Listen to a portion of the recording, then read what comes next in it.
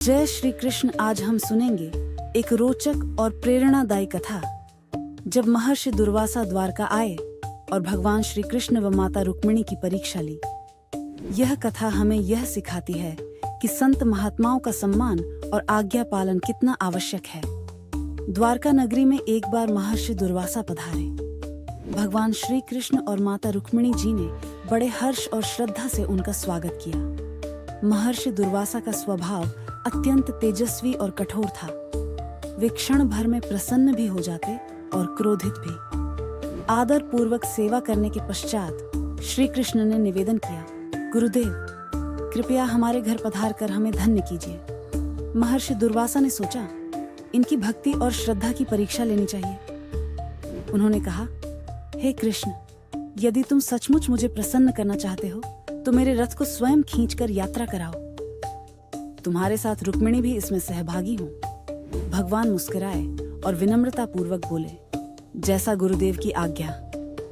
रुक्मिणी जी ने भी सिर झुकाकर आदेश स्वीकार किया। फिर क्या था, श्री कृष्ण और माता रुक्मिणी ने अपने हाथों से रस्सी पकड़ी और भारी रथ खींचना आरंभ किया। महर्षि दुर्वासा स्वयं रथ पर बैठे थे और अपने तेज से सबको देखते हुए प्रसन्न हो रहे थे। कुछ दूरी चलने के बाद रुक्मिणी जी थक गईं। तेज धूप और श्रम से उनका गला सूख गया। वे प्यास से व्याकुल हो उठी और धीरे से श्री कृष्ण से बोली, नाथ, मैं अत्यधिक प्यास से व्याकुल हूं, कृपया मुझे जल चाहिए।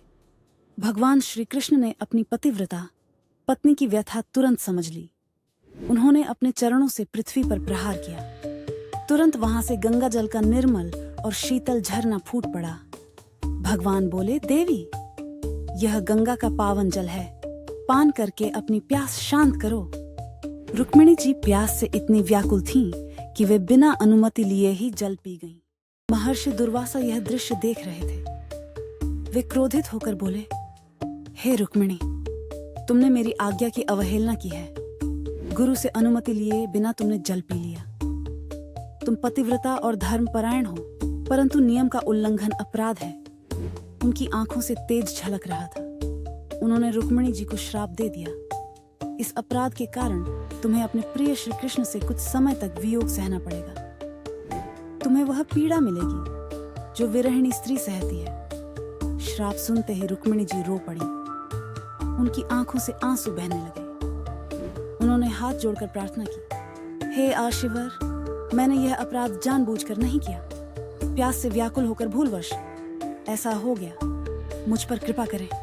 भगवान श्री कृष्ण भी हाथ जोड़कर बोले, गुरुदेव, यदि मेरी पत्नी ने भूलवश जल पी लिया तो कृपया दया करें। उनका अपराध जानबूझकर नहीं है। महर्षि दुर्वासा का क्रोध कुछ शांत हुआ। उन्होंने कहा, वत्स कृष्ण, मैं अपने वचनों से पीछे नहीं हट सकता, परंतु यह वियोग केवल अल्पकालिक रहेगा।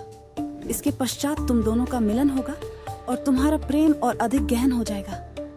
संसार को भी यह संदेश मिलेगा कि गुरु और संत की आज्ञा का पालन अनिवार्य है। श्राप के अनुसार रुक्मिणी जी ने कुछ समय तक श्री कृष्ण से वियोग सहा। वह विरह उनके लिए अत्यंत कष्टदायी था, परंतु इससे उनके और श्री कृष्ण के प्रेम में और भी गहराई आ गई। कुछ समय बाद जब पुनः मिलन हुआ तो द्वारका नगरी आनंद और उत्सव से गूंज उठी।